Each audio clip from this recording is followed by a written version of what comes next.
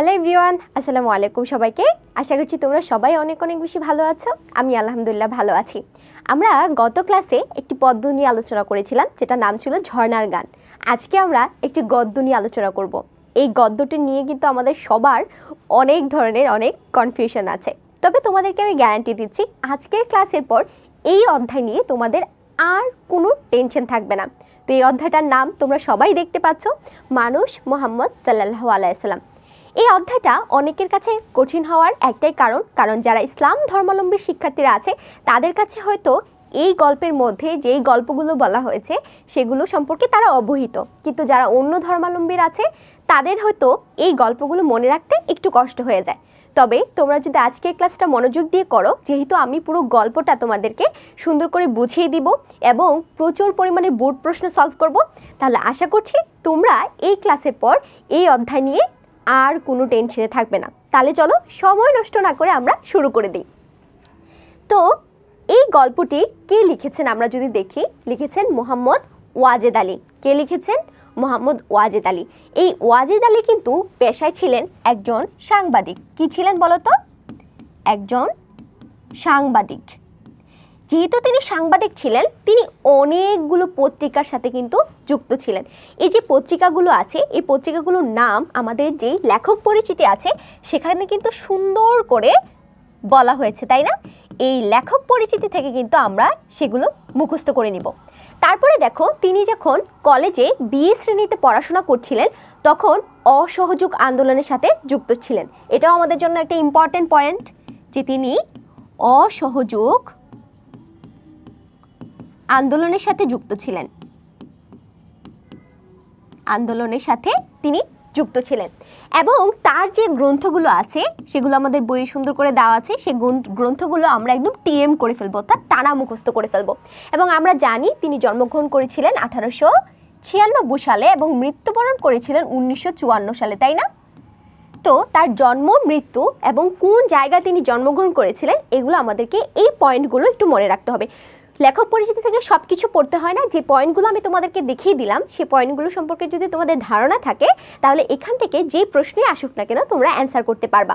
তাহলে চলো এখন আমরা আমাদের একদম গতানুগতিক নিয়মে আমরা পাঠ পরিচিতি নিয়ে আলোচনা করব।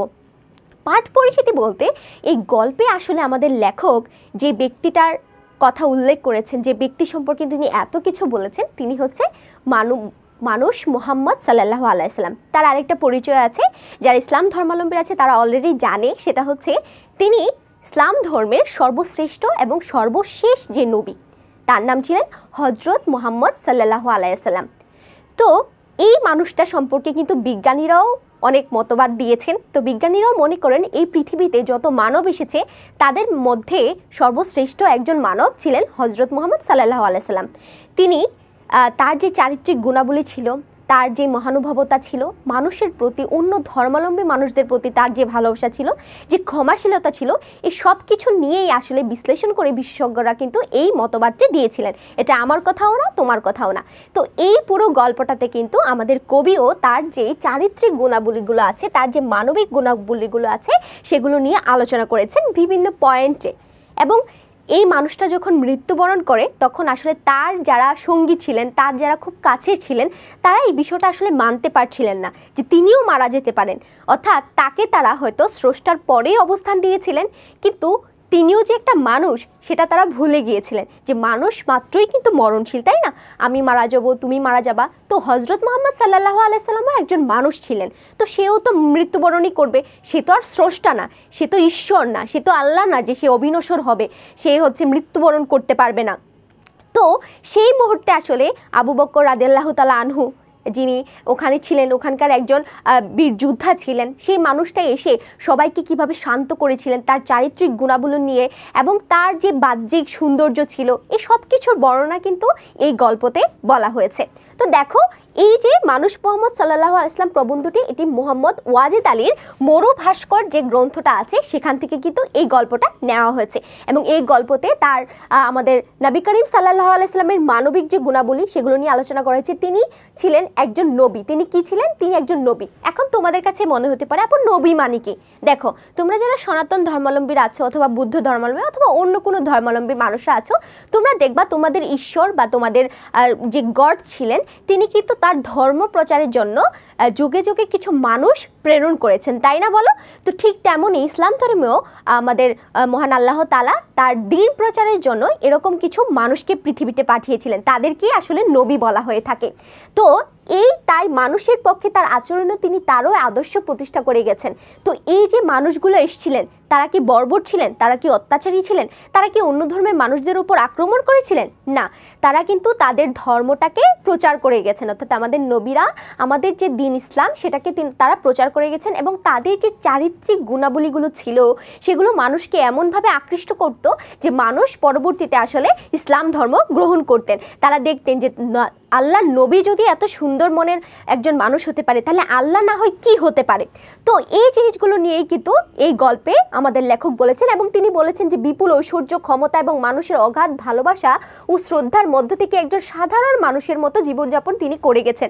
তিনি কিন্তু বিখ্যাত কুরাইশ বংশে জন্মগ্রহণ করেছিলেন, যেটা মক্কার একটা বিখ্যাত তোমার বংশ ছিল। সেই বংশে যেমন হিন্দু ধর্মে ব্রাহ্মণ বংশ বলা হয়ে থাকে, তেমনি কুরাইশ বংশে কিন্তু তিনি জন্মগ্রহণ করেছিলেন, এবং তার অনেক ঐশ্বর্য, তিনি চাইলে অনেক টাকা পয়সা ইনকাম করতে পারতেন। তিনি চাইলেই তার যে ক্ষমতা ছিল সে ক্ষমতার প্রয়োগ করে তিনি একটা বড় শাসন ব্যবস্থা ক্রিয়েট করতে পারতেন, কিন্তু তিনি সেটা করেননি। তিনি সাধারণ মানুষের সাথে আসলে মিশে গিয়েছেন এবং সাধারণ মানুষের সাথে খুবই সাধারণ দারিদ্র জীবনযাপন কিন্তু তিনি করেছিলেন।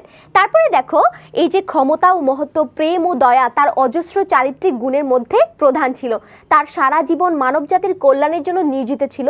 মানুষের শ্রেষ্ঠ আদর্শ হিসেবে তিনি তার জীবন রূপায়িত করে তুলেছিলেন। তার সাধনা, তার ত্যাগ, তার কল্যাণ চিন্তা ছিল বিশ্বের সমগ্র মানুষের জন্য এক অনুকরণীয় একটি চরিত্র। এটা মনে রাখবা যে তার এই যে আমাদের নবী করিম সাল্লাল্লাহু আলাইহি ওয়াসাল্লাম ছিলেন একদম এই পুরো জগতের মানুষের জন্য, এবং এখন অবধি আমরা যারা ইসলাম ধর্মাবলম্বী আছি আমরা কিন্তু তাকে অনুসরণ করে থাকি, এবং তার যে গুণাবলীগুলো ছিল সেগুলো আমরা নিজেদের মধ্যে ধারণ করার চেষ্টা করি।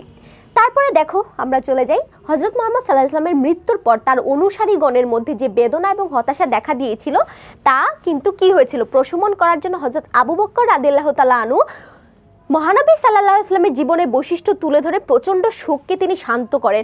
যখন দেখো কোনো সেলিব্রিটি যখন মারা যায়, দেখবা যে যখন সুশান্ত পাল মারা গিয়েছিল, ভারতের একজন অ্যাক্ট্রেস ছিলেন, তো তিনি যখন মারা যান তার যে ভক্তরা ছিল তারা কিন্তু একদম ধরো পাগল প্রায় হয়ে গেছে। যেমন ধরো শাহরুখ খান যদি এখন মারা যায়, তো তারা কিন্তু শাহরুখ খানের যে ভক্তবর্গ আছে তারা কিন্তু দেখা যাবে একদম শোকে মাতোয়ারা হয়ে যাবে, পাগলের মতো হয়ে যাবে। তো দেখো, তারা তো সাধারণ একটা মানুষ, আর সেই জায়গায় একজন নবী যখন মারা গিয়েছিলেন তখন তার ভক্তদের কি অবস্থা হয়েছিল যে তারা মানতেই পারছিল না যে নবী করিম সাল্লাল্লাহু আলাইহি ওয়াসাল্লাম মারা যেতে পারেন। তো এটা নিয়ে আসলে ভক্তদের মধ্যে একটা দ্বন্দ্ব সৃষ্টি হয়ে যায়, একটা বিশৃঙ্খলার সৃষ্টি হয়ে যায়। ঠিক তখনই আবু বকর রাদিয়াল্লাহু তাআলা আনহু এসে তাদের সবাইকে শান্ত করেন এবং তাদেরকে বলেন, দেখো নবী একজন, তিনি নবী ছিলেন, তিনি আল্লাহর নবী ছিলেন, কিন্তু তিনি তো মানুষ ছিলেন, আর মানুষ মাত্রই মরণশীল। তো তিনিও মারা গেছেন, এবং পবিত্র কোরআনেও কিন্তু বলা হয়েছে যে কোরআন যেটা হচ্ছে ইসলাম ধর্মাবলম্বীদের একটি পবিত্র ধর্মগ্রন্থ, সেই ধর্মগ্রন্থেও কিন্তু বলা হয়েছে যে নবী তুমিও কিন্তু একজন সাধারণ মানুষের মতো, সাধারণ মানুষ যেরকম মৃত্যুবরণ করে তোমারও কিন্তু মৃত্যু হবে। যেখানে কোরআনেই বলা হয়েছে সেখানে তো মানুষ সেটাকে অস্বীকার করতে পারে না। তো এই যে ব্যাখ্যাগুলো দিয়ে তিনি সবাইকে শান্ত করে তোলেন এবং নবীর গুণাবলীগুলোকে তুলে ধরেন, এবং তিনি বলেন, আবু বকর রাদিয়াল্লাহু তাআলা আনহু বলেন, তিনি মারা গেছেন, আমাদের নবী মারা গেছেন, কিন্তু তিনি আমাদেরকে যেগুলো শিখিয়ে গেছেন সেগুলো আমাদেরকে ধারণ করতে হবে, আমাদেরকে এভাবে সামনে যুগের পর যুগ এগিয়ে চলতে হবে। তারপরে দেখো, হযরত মুহাম্মদ সাল্লাল্লাহু আলাইহি ওয়াসাল্লামের মানবিক গুণাবলী উপস্থাপনের মাধ্যমে এই প্রবন্ধ আমাদের নৈতিক, সৎ এবং মানবিক হওয়ার শিক্ষা দান করে। তোমরা যারা অন্য ধর্মের আছো তোমরা এটাকে কখনো এই গল্পটাকে শুধুমাত্র ইসলাম ধর্মাবলম্বীদের একটা চরিত্র হিসেবে দেখো না, এমন একটা মানুষ, ওনাকে একজন মানুষ হিসেবে দেখো, যে একজন মানুষ হিসেবে তিনি কতটা উদার ছিলেন, কতটা মানবিক চিত্তের অধিকারী ছিলেন, তাহলে আসলে এই গল্পটা তুমি পড়ে আনন্দ পাবে এবং গল্পটা থেকে তুমি কিছু একটা শিখতে পারবে। ঠিক আছে, তাহলে চলো এই গল্পের যে গুরুত্বপূর্ণ লাইনগুলো আছে দেখো আমি সুন্দর করে হাইলাইট করে দিয়েছি, যেন তোমরা পরীক্ষার আগে একবার চোখ বুলালে সেগুলো তোমরা বুঝতে পারো। দেখো যেমন শুরুতে বলা হয়েছিল যে হজরতের যখন মৃত্যু হয় তখন মদিনায় একটা আঁধার ঘনিয়ে আসে। কোথায় আসে? মদিনায়। এটা কিন্তু মনে রাখবা, মদিনায় নাকি মক্কায়? মদিনায়। মদিনায় হচ্ছে, মদিনা একটা জায়গার নাম, একটা শহরের নাম। সেই মদিনায় মহানবী সাল্লাল্লাহু আলাইহি ওয়াসাল্লাম যখন মৃত্যুবরণ করেন তখন কিন্তু কি হয়, একটা শোকের মাতোয়ারা পড়ে যায়। এবং সেখানে দেখো এই যে বীরবাহু উমর উলঙ্গ তরবারি হাতে নিয়ে তিনি কিন্তু কি করেন, যখন মানুষ বলতে থাকে যে নবী তো মারা গেছেন, তখন তারই একজন ভক্ত ছিলেন উমর রাদিয়াল্লাহু তাআলা আনহু। তো এই যে উমর রাদিয়াল্লাহু তাআলা আনহু, তার হাতে বিশাল একটা কি ছিল, তোমার তলোয়ার ছিল। সেই তলোয়ারটা একদম বের করে বলতেছে, যেই বলবে আমার নবী মারা গেছে তার গর্দান আমি নিয়ে নিব।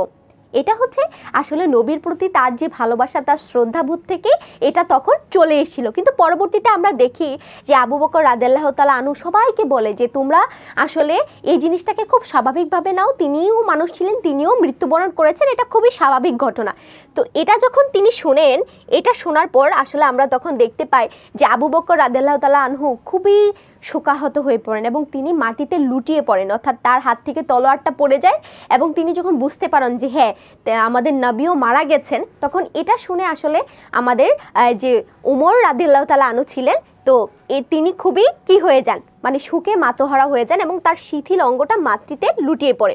তো তারপর তখন তার একটা কোরআনের আয়াতের কথা মনে পড়ে, যেখানে বলা হয়েছিল যে মৃত্যু আসলে মুহাম্মদকেও ছুঁতে পারে।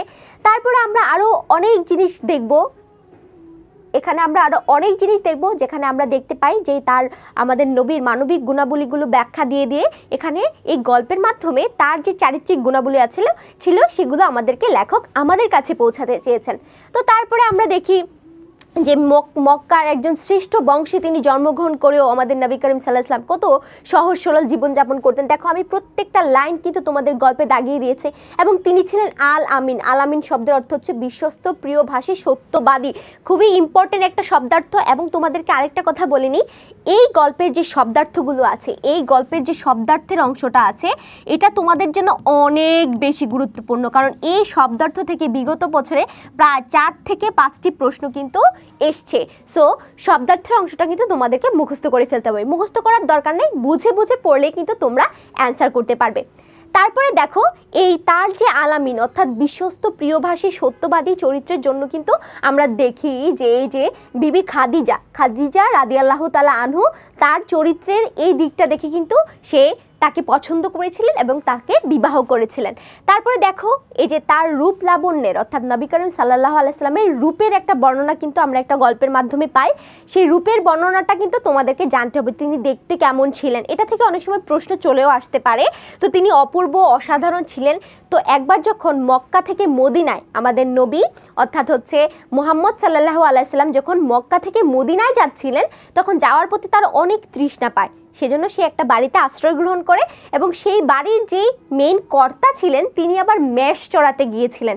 তো তখন তার যে স্ত্রী ছিলেন তিনি ছাগলের দুধ পান করিয়ে এই মুহাম্মদের কি করেছিলেন, মুহাম্মদ সাল্লাল্লাহু আলাইহি সাল্লামের তৃষ্ণা নিবারণ করেছিলেন। এবং পরে যখন তার স্বামী এসেছিলেন তখন তার স্বামীকে এই মুহাম্মদ সাল্লাল্লাহু আলাইহি সাল্লামের রূপের বর্ণনা দিয়েছিলেন এবং তিনি যে কতটা গুণবতী ছিলেন, তিনি যে কতটা গুণবান ছিলেন এবং তার চরিত্র, তার আচরণ কেমন ছিল, এই সব কিছু ব্যাখ্যা করে তারা মুগ্ধ হয়ে যান। এই গল্পটাও কিন্তু আমরা এখানে দেখতে পাই। তারপরে দেখো এই যে এই পুরোটা জায়গাতেই কিন্তু আসলে আমাদের নবী করিম সাল্লাল্লাহু আলাইহি সাল্লাম সম্পর্কে অর্থাৎ মুহাম্মদ সাল্লাল্লাহু আলাইহি সাল্লাম সম্পর্কে কিন্তু বলা হয়েছে। এই জিনিসগুলো আমরা একবার করে পড়ে ফেলবো। তারপরে দেখো আমরা এখানে চলে যাই যে আমাদের নবী করিম সাল্লাল্লাহু আলাইহি সাল্লাম অর্থাৎ হযরত মুহাম্মদ সাল্লাল্লাহু আলাইহি সাল্লাম যখন দ্বীন প্রচার করতে যান অর্থাৎ ইসলাম প্রচার করতে যান, তখন অবশ্যই এটা স্বাভাবিক ব্যাপার, অন্য ধর্মাবলম্বীর মানুষরা তাকে পছন্দ করতো না, তাকে পাথর দিয়ে আঘাত করতো, তাকে তার পিছনে হচ্ছে মানে পিছে যে যখন তিনি নামাজ পড়তেন তার পিঠের মধ্যে কি করতো, তোমার ময়লা আবর্জনা এসে ফেলে দিয়ে চলে যাইতো, তাকে হচ্ছে পাথর মেরে তার দাঁত ভেঙে দিয়েছিল। কিন্তু কখনো তিনি কিন্তু কাউকে অভিশাপ দেননি, বরং তিনি আল্লাহর কাছে এইটা প্রার্থনা করতেন যে তুমি হে আল্লাহ এই মানুষগুলোকে তুমি হেদায়েত করো, তাদেরকে জ্ঞান দাও। তিনি তিনি চাইলে তার পরবর্তীতে তিনি তার ক্ষমতা প্রয়োগ করে কিন্তু এই মানুষগুলোর সাথে তিনি প্রতিশোধ নিতে পারতেন, কিন্তু তিনি একদমই এরকম মন মানসিকতার মানুষ ছিলেন না। তিনি সবাইকে ক্ষমা করে দিয়েছিলেন এবং আমরা দেখেছিলাম যে তিনি যখন মক্কা বিজয় করেছিলেন, মক্কা বিজয়ের পর এই মক্কার মানুষরা যারা তাকে এত কষ্ট দিয়েছে, যারা তাকে এতটা আঘাত করেছে, সেই মানুষগুলোকে কিন্তু তিনি ক্ষমা করে দিয়েছিলেন এবং বলেছিলেন যে আজ থেকে তোমরা সবাই স্বাধীন, তোমরা সবাই মুক্ত, তোমাদের প্রতি আমার আর কোনো অভিযোগ রইল না। তাহলে দেখো কত বড় উদার মনের মানুষ ছিলেন তিনি। তারপরে দেখো আমরা দেখি তায়েফে যখন তিনি সত্য প্রচার করতে চান, এটা একটা ইম্পর্টেন্ট। তায়েফ হচ্ছে তোমার মক্কা অঞ্চলের দক্ষিণাঞ্চলের একটি অঞ্চল। তো এই তায়েফে যখন তিনি সত্য প্রচার করতে যান, তখন তাকে কিন্তু দেখা যায় যে প্রচুর পরিমাণে মানুষ তাকে হচ্ছে তোমার কি করতেছিল, ইনসাল্ট করতেছিল। হ্যাঁ, কি ধর্ম প্রচার করতে আসছে, কি ও তো একটা পাগল, মুহাম্মদ তো একটা পাগল, মুহাম্মদ এই সেইগুলো বলে বলে কিন্তু তাকে সবাই হার্ট করতো, সে খুব কষ্ট পাইতো। কিন্তু তারপরেও সে কখনো স্রষ্টার কাছে বিচার দিতেন না যে তাদেরকে তুমি ধ্বংস করে দাও, তাদেরকে তুমি এই করে দাও, সেই করে দাও, এটা কিন্তু কখনো তিনি বলতেন না। অর্থাৎ তার যে উদার মন মানসিকতা ছিল সেটাই কিন্তু আমরা এখানে দেখতে পাই, তাই তো। তারপরে চলো আমরা আরও কি কি দেখতে পাই। আচ্ছা, এই যে মক্কাবাসীরা, এই গল্পটা আমি তোমাদেরকে বলে ফেলছি। মক্কাবাসীরা যখন নবীত্ব লাভ করেন তখন তার বিরোধিতা করেছিলেন, কিন্তু তারপরেও নবী কিভাবে তাদেরকে ক্ষমা করে দিয়েছিলেন সেটা কিন্তু আমি তোমাদেরকে দেখিয়েছি। এবং দেখো তার যেই তোমার এই যে বদর, উহুদ এবং আহজাবের আরেক নাম হচ্ছে খন্দক যুদ্ধ, এই যুদ্ধগুলোতেও কিন্তু তিনি কি করেছিলেন, অন্য ধর্মের মানুষদের সাথে যখন তাদের যুদ্ধ হয়েছিল সেই যুদ্ধগুলোতে কিন্তু তিনি জয়ী লাভ করেছিলেন। এবং দেখো তার নামে সবাই এত পরিমাণে মিথ্যাচার করতো যে খয়বরের যুদ্ধ নাকি মুহাম্মদ পরাজিত হয়েছে, তার নাকি মৃত্যু হয়ে গেছে, খুব করুণ মৃত্যু হয়েছে, এগুলো নিয়ে অনেক হাসাহাসি করতো, মানে এরকম দুর্নাম রটাতো তার নামে। এবং দেখা গেছে যে হুদায়বিয়ারের যে সন্ধি, হুদায়বিয়ার একটা জায়গা ছিল এবং এই হুদায়বিয়ারের যে তিনি সন্ধিটা করেছিলেন সেখানে ভিন্ন ধর্মের মানুষদের সাথে তিনি একটা সন্ধি করেছিলেন যে তারা কোনো প্রকারের যুদ্ধে যুক্ত হবে না, অথবা তারা সবাই মিলেমিশে থাকবে, এরকম একটা এই চুক্তির তোমার কি করেছে, এই চুক্তিটাকে কাজে লাগিয়ে কিন্তু অন্য ধর্মের যারা ছিল ইহুদিরা তার উপর কিন্তু মুসলমানদের উপর একটা আক্রমণ চালিয়েছিল। কিন্তু পরবর্তীতে এই যে হুদায়বিয়ার সন্ধি, এই সন্ধির মাধ্যমেই কিন্তু আমরা পরবর্তীতে দেখতে পাই যে অন্য ধর্মের মানুষদের সাথে একটা সমঝোতা করার যে ব্যাপারটা এবং তার যে রাজনৈতিক দূরদর্শিতা, সেই জিনিসটাও কিন্তু আমরা এই হুদায়বিয়ার সন্ধির মাধ্যমে দেখতে পেয়েছিলাম। তারপরে দেখো আমরা কি দেখতে পাই, আচ্ছা ঠিক আছে। এবং আরেকটা জিনিস শেষের দিকে বলা হয়েছে এই গল্পটা, সেই জিনিসটা আমি ছোট্ট করে তোমাদেরকে গল্প আকারে বলে দিচ্ছি যে মুহাম্মদ কিন্তু একজন মানুষ ছিলেন। সো মানুষ কিন্তু আমরা জানি মানুষ মাত্রই ভুল আমরা বলে থাকি, তো মুহাম্মদ সাল্লাল্লাহু আলাইহি ওয়াসাল্লামের যে ভুল হতো না এটাও কিন্তু তোমাদের একটা ভুল ধারণা, তিনিও ভুল করতেন। তো তিনি যখন ভুল করতেন স্রষ্টা কিন্তু তাকে শুধরে দিতেন, অথবা কোনো একটা আয়াত হচ্ছে কোরআনের একটা আয়াত নাজিল করতেন। তো এরকম দুইটা গল্পের কথা বলা আছে, যে গল্পতে বলা হচ্ছে যে সাফা পর্বতের পাশে, সাফা এবং মারোয়া ছিল দুইটি পর্বত, এই পর্বতের পাশে একদিন বসে তিনি মানুষকে কি শিক্ষা দান করছিলেন অথবা মানুষকে দিনের জ্ঞান দিচ্ছিলেন। তো এমন সময় তার কাছে একটি লোক আসে এবং লোক এসে কিন্তু ভয়ে কাঁপতে থাকে, মানে তার সাথে কথা বলার সময় সে কাঁপতে থাকে। তো কাঁপার সময় কিন্তু আমরা দেখি যে নবী করিম সাল্লাল্লাহু আলাইহি সাল্লাম অর্থাৎ মুহাম্মদ সাল্লাল্লাহু আলাইহি সাল্লাম তাকে সান্ত্বনা দেয় যে তুমি এত কেঁপো না, অথবা তুমি এত ভয় পেও না, দেখো আমি তোমার মতো একজন সাধারণ মানুষ, আমি কোনো রাজা না বাদশা না, তুমি নির্দ্বিধায় আমার কাছে তোমার কষ্টের কথা বলতে পারো। তো এর মাধ্যমে কিন্তু আমরা দেখতে পাই যে নবী কতটা সাধারণ মানুষের জন্য তার দরজা সবসময় খোলা থাকতো এবং তিনি সাধারণ মানুষের জন্য কতটা মহানুভব ছিলেন, কতটা উদার ছিলেন, সবাইকে তিনি সাদরে গ্রহণ করে নিতেন।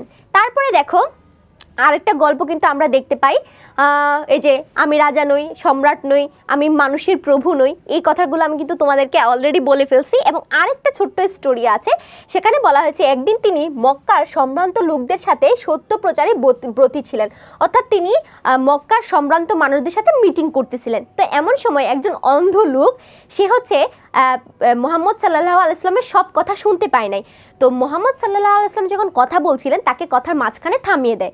তো কথা বলার সময় যখন কেউ তোমাকে কথার মাঝখানে থামিয়ে দেয় এটা একটু আমাদের বিরক্ত লাগে। তো এই অন্ধ মানুষটার প্রতি তখন আসলে নবী করিম সাল্লাল্লাহু আলাইহি ওয়াসাল্লামের তেমন কোনো বিদ্বেষপূর্ণ মন্তব্য আমরা দেখতে পাই না, বাট তিনি একটু বিরক্ত হয়েছিলেন এবং তার কপাল কিছুটা কুঞ্চিত হয়ে গেছিল। এটা কিন্তু নবীর একটা ভুল ছিল, কারণ সে সাধারণ মানুষের প্রতি এরকম আচরণ তার মানায় না।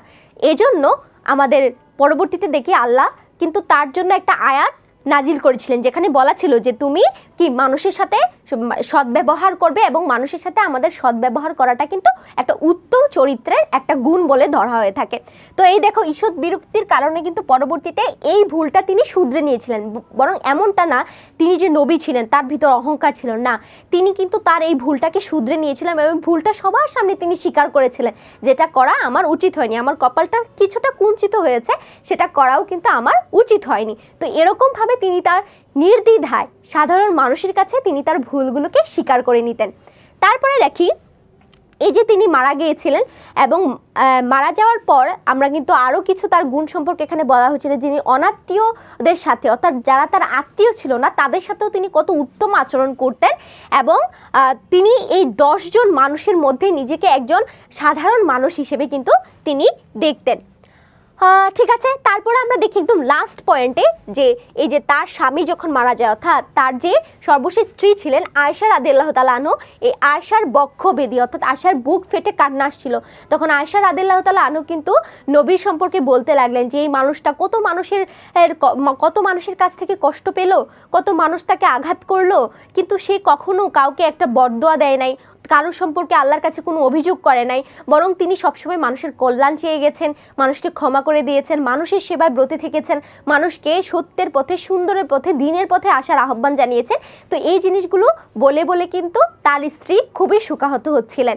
তো এই সব কিছুর মাধ্যমে কিন্তু আমরা আসলে দেখতে পাই যে এই পুরো গল্পটার মাধ্যমে আমাদের যে কবি তিনি হচ্ছে নবী করিম সাল্লাল্লাহু আলাইহি সাল্লাম অর্থাৎ হযরত মুহাম্মদ সাল্লাল্লাহু আলাইহি সাল্লামের যে ত্যাগ, যে প্রেম, যে সাধুতা, সৌজন্য, ক্ষমা, তিতিক্ষা, সাহস, শৌর্য, অনুগ্রহ, আত্মবিশ্বাস, তীক্ষ্ণ দৃষ্টি এবং সমদর্শন, চরিত্র সৌন্দর্যের এতগুলো দিক কিন্তু এই গল্পের মাধ্যমে তিনি ফুটিয়ে তুলেছেন। তো আশা করছি এই পুরোটা গল্পের সামারিটা অন্তত তোমাদেরকে আমি বুঝাতে পেরেছি যে গল্পতে আসলে কি বলা হয়েছে। গল্পটা তেমন কঠিন কোনো গল্প না। তাহলে চলো বিগত বছরের প্রশ্নগুলো আমরা সলভ করে ফেলি, তাহলে আরও ইজি হয়ে যাবে ব্যাপারটা আমাদের কাছে। চলো প্রথম প্রশ্নে আমরা চলে যাই। মুহাম্মদ, মৃত্যু তোমারও ভাগ্য তাহাদেরও ভাগ্য, কার মনে পড়লো? এই কথাটা কার মনে পড়ছিল বলো তো? আমি গল্পের শুরুতে কিন্তু তোমাদেরকে বলেছিলাম যে মুহাম্মদের মৃত্যুর কথা শোনার পর একজন তার যে তলোয়ার ছিল সেটা বের করে বলল, যে বলবে আমার নবী মারা গেছে তার গর্দান আমি নিয়ে নিব। কিন্তু পরবর্তীতে তিনি যখন কোরআনের আয়াত মনে করেন, নবীর কথা তার যখন মনে পড়ে, তখন কিন্তু আসলে তিনি বুঝতে পারেন যে নবী একজন মানুষ এবং তিনিও কি একজন মরণশীল। তো মুহাম্মদ, তুমি মৃত্যু তোমারও ভাগ্য তাহাদেরও ভাগ্য, এটা কিন্তু একটা কোরআনের আয়াত, এটা কোরআনের আয়াত। এই কোরআনের যে আয়াত, এই আয়াতটা কার মনে পড়েছিল বলো তো? কার মনে পড়লো? আয়েশা রাদিয়াল্লাহু তাআলা আনহুর, আবু বকর রাদিয়াল্লাহু তাআলা আনহুর, উমর রাদিয়াল্লাহু তাআলা আনহুর, নাকি খালিদ রাদিয়াল্লাহু তাআলা আনহুর? এখানে এই দুটো অপশন কিন্তু একদমই বাদ, তাই না? কিন্তু কনফিউশন কাজ করতে পারে এই দুটো অপশনের মধ্যে। আমরা দেখেছিলাম যখন ঝামেলা সৃষ্টি হয়েছিল, যখন বিশৃঙ্খলতার সৃষ্টি হয়েছিল, তখন আবু বকর রাদিয়াল্লাহু তাআলা আনহু সবাইকে চুপ করিয়েছিলেন, কিন্তু যিনি অনেক বেশি শোকাহত হয়ে গিয়েছিলেন তিনি ছিলেন উমর রাদিয়াল্লাহু তাআলা আনহু। এবং এই উমর রাদিয়াল্লাহু তাআলা আনহুই এই পরবর্তীতে কোরআনের এই আয়াতটি তিনি মনে করেন। ক্লিয়ার তোমাদের কাছে? তাহলে চলো সঠিক উত্তরটা আমরা দেখে নিই। সঠিক উত্তর হচ্ছে উমর রাদিয়াল্লাহু তাআলা আনহু। নেক্সট প্রশ্নে আমরা চলে যাই। হযরত মুহাম্মদ সাল্লাল্লাহু আলাইহি ওয়াসাল্লামের মৃত্যুতে উলঙ্গ তরবারি হাতে হযরত উমর রাদিয়াল্লাহু তাআলা আনহু উম্মাদদের মতো উন্মাদনার কারণ কি ছিল? মানে উনি উন্মাদনা মানে হচ্ছে উনি পাগলের মতো ছোটাছুটি করতেছিল কেন বলো তো? উনি পাগলের মতো কিন্তু ছোটাছুটি করতেছিল এবং কি সবার সাথে রাগারাগি করতেছিল কেন? এটা কিসের কারণে? এটা কি মুহাম্মদের প্রতি তার অন্ধবিশ্বাসের কারণে, মুহাম্মদের প্রতি তার ভক্তি এবং শ্রদ্ধার কারণে, মুহাম্মদের প্রতি সাময়িক বিভ্রান্তির কারণে, নাকি আত্ম অহমিকার কারণে? আত্ম অহমিকা মানে হচ্ছে যেটাকে আমরা বলে থাকি যে তোমার কি বলে থাকে না, আত্ম অহমিকা মানে নিজেকে নিয়ে অনেক গর্ব করা, এমন কিছু প্রকাশ পাচ্ছেন না। অর্থাৎ নবীর প্রতি তার যে শ্রদ্ধা, তার ভক্তি, তার ভালোবাসা ছিল, সেই জায়গা থেকেই কিন্তু আসলে আমরা দেখতে পাই যে উমর রাদিয়াল্লাহু তাআলা আনহু তার তরবারিটা বের করে বলছিলেন, যে বলবে আমার নবী মারা গেছে তার গর্দান আমি নিয়ে নিব। তো এখানে আমরা আসলে দেখতে পাই সঠিক উত্তর কি বলতো? সঠিক উত্তর হবে ভক্তি এবং শ্রদ্ধার দিক থেকে। এই ভক্তি, যেহেতু মুহাম্মদের প্রতি তার ভক্তি ছিল, তার শ্রদ্ধা ছিল, এবং সেটার জন্যই আসলে তিনি এরকম পাগলের মতো আচরণ করতেছিলেন। নেক্সট চলে যাই আমরা। হজরতের মৃত্যুর কথা প্রচারিত হইলে মদিনায় যেন আধার ঘনাইয়া আসিল। এখানে আধার ঘনাইয়া আসিল মানে কি, ধরো আল্লাহ না করুক আমার বাড়িতে কোনো মুরব্বী মারা গেল, অথবা ধরো আমার মা বাবার মধ্যে কেউ একজন এই পৃথিবী ছেড়ে চলে গেলেন, তখন কি হবে, পুরো বাড়ির মধ্যে একটা শোকের পরিবেশ সৃষ্টি হবে না? অথবা ধরো আমরা সবাই একদম সুখে মাতোয়ারা হয়ে যাবো, পাগলের মতো উন্মাদের মতো আচরণ করব, তখন আর আমাদের কোনো বোধ জ্ঞান থাকবে না। তো এই যে ধরো আধার ঘনিয়ে আসিল, এই কথাটি দ্বারা কি বোঝানো হয়েছে? রাত্রি হয়ে যাওয়া। আধার শব্দের অর্থ তো আমরা জানি যে একদম কালো হয়ে যাওয়া, রাত্রি হয়ে যাওয়া, নাকি বিপদ ঘনিয়ে আসা, নাকি সুখে বিহ্বল হয়ে যাওয়া, নাকি দুর্যোগ নেমে আসা? এখানে সুখে মাতোয়ারা হয়ে যাওয়া অথবা সুখে বিহ্বল হয়ে যাওয়াকেই আসলে বোঝানো হচ্ছে। তাহলে ধরো চলো সঠিক উত্তর সি, সুখে বিহ্বল হয়ে যাওয়া অর্থাৎ সুখে মাতোয়ারা হয়ে যাওয়া। তারপর চলো নেক্সট প্রশ্নে আমরা চলে যাই। মোহাম্মদ ওয়াজেদ আলী কখন জন্মগ্রহণ করেন? এটা আমি তোমাদেরকে শুরুতেই বলে দিয়েছিলাম। মোহাম্মদ ওয়াজেদ আলী জন্মগ্রহণ করেছিলেন 1896 সালে এবং তিনি মৃত্যুবরণ করেছিলেন 1954 সালে। এবং কোথায় জন্মগ্রহণ করেন, কোথায় মৃত্যুবরণ করেন সেটাও কিন্তু তোমাদের মনে রাখতে হবে, ঠিক আছে? তারপরে চলো নেক্সট আমরা চলে যাই। এই যে সঠিক উত্তর দেওয়া হয়েছে, পরবর্তী প্রশ্নে আমরা চলে যাই। উলঙ্গ তরবারি বলতে লেখক কি বুঝিয়েছেন? খোলা তরবারি, খাপযুক্ত তরবারি, বিরাট তরবারি, নাকি মণিখচিত তরবারি? উলঙ্গ তরবারি, উলঙ্গ শব্দের অর্থই মানে জানি আমরা যে খোলা, মানে সব কিছু, মানে কোনো কিছু নাই। তো উলঙ্গ তরবারি মানে হচ্ছে দেখবা বড় বড় তলোয়ার গুঁড়া, রাজা বাচ্চাদের যে তলোয়ার গুঁড়া থাকে সেগুলো কিন্তু বিরাট বড় একটা এরকম মানে তোমার রূপা দিয়ে খচিত অথবা কাঠ দিয়ে খচিত অথবা কোনো একটা জিনিস দিয়ে খচিত একটা মোটা একটা লাঠির মতো থাকে, এটার মধ্যে কিন্তু তরবারটা থাকে। তো এই তরবারটা যখন ওই জায়গাটা থেকে বের করে নিয়ে আসা হয় তখন সেটাকে বলা হচ্ছিল উলঙ্গ তরবারি। উলঙ্গ তরবারি মানে হচ্ছে এটা সঠিক উত্তর হবে খোলা তরবারি। ক্লিয়ার তোমাদের কাছে? নেক্সট, এই সহজ লাগছে? ইজি না? অনেক ইজি, জাস্ট শেষ পর্যন্ত থাকো, দেখবা এই চ্যাপ্টার নিয়ে তোমাদের আর কোনো টেনশন থাকবে না, আমি গ্যারান্টি দিচ্ছি তোমাদেরকে। দেখো, কার অসাধারণ যোগ্যতা, বুদ্ধি, বিচার শক্তি, বলিষ্ঠ দেহ দেখিয়া মানুষ অবাক হয়ে যাইত? কার বিচার ক্ষমতা, কার বলিষ্ঠ দেহ, কার সুন্দর আচরণ দেখে মানুষ একদম মুগ্ধ হয়ে যেত? বলো তো কার? সেটা কি মোহাম্মদ সাল্লাল্লাহু আলাইহি সাল্লামের, আবু বকর রাদিয়াল্লাহু তাআলা আনহুর, উমর রাদিয়াল্লাহু তাআলা আনহুর, নাকি উসমান রাদিয়াল্লাহু তাআলা আনহুর? তাহলে আমরা সহজেই বুঝতে পারতেছি এটা মানুষ মোহাম্মদ সাল্লাল্লাহু আলাইহি সাল্লামের গল্প থেকে যেহেতু নেওয়া হয়েছে, তাহলে সেখানে একজন ব্যক্তির কথা বলা হয়েছে যিনি মোহাম্মদ সাল্লাল্লাহু আলাইহি সাল্লাম, এবং তার চারিত্রিক গুণাবলী দেখিয়ে আসলে মানুষ মোহ হয়ে যেত। তাহলে সঠিক উত্তর হবে মানুষ মোহাম্মদ সাল্লাল্লাহু আলাইহি সাল্লাম। নেক্সট প্রশ্নে আমরা চলে যাই। মানুষ মোহাম্মদ সাল্লাল্লাহু আলাইহি সাল্লাম প্রবন্ধে মহানবী সাল্লাল্লাহু আলাইহি সাল্লামকে কোন ক্ষেত্রে কুসুম কোমল বলা হয়েছে? দেখবা তাকে একটা জায়গায় কুসুম কোমল বলা হয়েছে। কুসুম কোমল মানে কি? দেখবা একটা পানি যখন আমরা গরম করি, যখন হালকা হালকা একটু কোমল থাকে সেটাকে আমরা বলি কুসুম কুসুম গরম, তাই না? অর্থাৎ কুসুম কোমল। এই কথাটা কোন দিকের কথা বলতে গিয়ে আসলে লেখক এই শব্দটা ব্যবহার করেছেন? তার বিশ্বস্ততায়, তার সত্য সাধনায়, তার রূপ লাবণ্যে, নাকি তার করুণায়? কোন দিক থেকে বলো তো? এটা সঠিক অ্যান্সার কি হবে?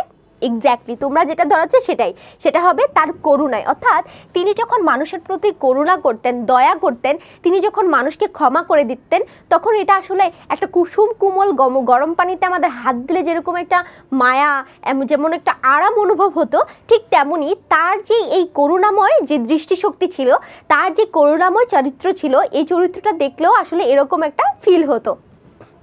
তারপরে চলো চলে যাই আমাদের নেক্সট প্রশ্নে। এখানে একটা উদ্দীপক দেওয়া আছে এবং সেই উদ্দীপক থেকে আমাদেরকে প্রশ্নের উত্তর করতে বলা হয়েছে। মতিন মিয়া অফিসের সব কাজ যথাসময়ে সুন্দরভাবে করে থাকেন। আচ্ছা, বড় অফিসার তার প্রশংসা করলেও তার সহকর্মীরা প্রায় তাকে নিয়ে ঠাট্টা বিদ্রূপ করে থাকে। তিনি সবই নীরবে সহ্য করেন, কাউকে কিছু বলেন না। উদ্দীপকের এই মতিন চরিত্রের সাথে আসলে আমরা কার মিল দেখতে পাচ্ছি? এত সোজা প্রশ্ন, তাই না? এটার সাথে কি কোনো কনফিউশন আছে? আচ্ছা, তা এখানে আমরা দেখতে পাচ্ছি যে চরিত্রটা সেটা কিন্তু মুহাম্মদ সাল্লাল্লাহু আলাইহি সাল্লাম, তাই না? এটা কিন্তু মুহাম্মদ সাল্লাল্লাহু আলাইহি সাল্লাম। এখন এই মুহাম্মদ সাল্লাল্লাহু আলাইহি সাল্লামের কিন্তু কয়েকটা উক্তি আমাদের বইয়ে দেওয়া আছে, যদিও হয়তো সময় স্বল্পতার জন্য সেই উক্তিগুলো আমি তোমাদেরকে ব্যাখ্যা করে পড়াতে পারিনি, বাট তোমরা যদি গল্পটা একবার পড়ে থাকো তাহলে কিন্তু বুঝে যাবা যে কোন লাইনের সাথে আসলে এখানে মিল আছে। উদ্দীপকের মতিন চরিত্র প্রকাশিত গুণটি মানুষ মুহাম্মদ সাল্লাল্লাহু আলাইহি সাল্লাম রচনায় যেই বাক্যে ফুটে উঠেছে, তাহাদের পঙ্কুক্তিতে আমার স্থান দাও, এদের জ্ঞান দাও প্রভু, এদের ক্ষমা করো, আমি রাজা নই, সম্রাট নই, মানুষের প্রভু নই, আজ তোমরা সবাই স্বাধীন, সবাই মুক্ত। দেখো, আজ তোমরা সবাই স্বাধীন, সবাই মুক্ত, এই লাইনটি দ্বারা তিনি যে সবাইকে ক্ষমা করে দিয়েছিলেন সেই দিকটা বুঝিয়েছেন। আমি রাজা নই, সম্রাট নই, মানুষের প্রভু নই, তিনি যে সাধারণ ছিলেন সেই দিকটা বোঝানো হয়েছে।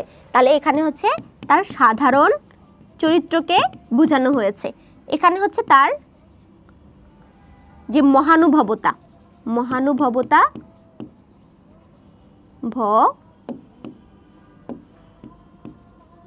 মহানুভবতা প্রকাশ পেয়েছে। দেখো, তাহাদের পঙ্কুক্তিতে আমার স্থান দাও, এখানে আসলে মানুষের মাঝে তার নিজের যে অবস্থানটা সেটা সম্পর্কে তিনি বলেছিলেন। কিন্তু এদের জ্ঞান দাও প্রভু, এদের ক্ষমা করো, তখন হচ্ছে এই যে যেমন ধরো মতিন সাহেবকে অনেকে নিয়ে উপহাস করেন, অনেকে অনেক কথা বলেন, কিন্তু তারপরেও তিনি কাউকে কিছু বলেন না। তিনি হয়তো মনে মনে বলেন যে এদেরকে হয়তো জ্ঞান দাও, অথবা এদের কখনো জ্ঞান হবে, আমাকে আর এরকমভাবে উপহাস করবে না। তো তার এই চরিত্রের সাথে কিন্তু আমরা একটা চরিত্রের মিল দেখতে পাচ্ছি, একটা দিকের মিল দেখতে পাচ্ছি। সেটা হচ্ছে আমাদের নবী যখন বলতেন, তাকে যখন অত্যাচার করা হতো এবং তিনি বলতেন যে হে প্রভু, এদেরকে তুমি জ্ঞান দাও, এদেরকে তুমি ক্ষমা করে দাও, তখন এই লাইনটার সাথে কিন্তু উদ্দীপকের মতিনের একটা মিল আমরা দেখতে পাচ্ছি।